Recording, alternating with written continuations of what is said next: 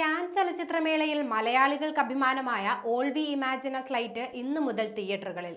നമസ്കാരം, കൊട്ടാരക്കര മീഡിയയിലേക്ക് സ്വാഗതം. കാൻ ചലച്ചിത്രമേളയിൽ ഗ്രാൻഡ് പ്രീ പുരസ്കാരം നേടിയ All V imagine as Light എന്ന ചിത്രം ഇന്നു മുതൽ തിയേറ്ററുകളിൽ.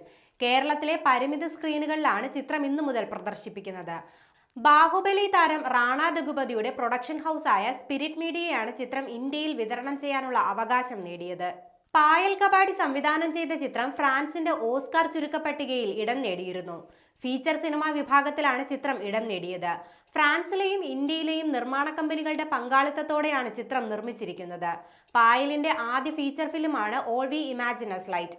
മുംബൈയിലെ 2 നഴ്സുമാരുടെ ജീവിതമാണ് ചിത്രത്തിന്റെ ഇതിവൃത്തം. കനി കുസൃതി, ദിവ്യപ്രഭ എന്നീ മലയാളി നടിമാരാണ് സിനിമയിലെ പ്രധാന കഥാപാത്രങ്ങളെ അവതരിപ്പിക്കുന്നത്. 30 വർഷങ്ങൾക്ക് ശേഷം കാൻ ചലച്ചിത്രമേളയിൽ മത്സര വിഭാഗത്തിൽ പ്രദർശിപ്പിച്ച ഇന്ത്യൻ സിനിമയാണ് All V imagine as slight.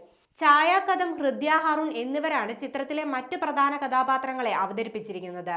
ചിത്രത്തിലെ പകുതിയിലേറെ സംഭാഷണങ്ങളും മലയാളത്തിലാണ്.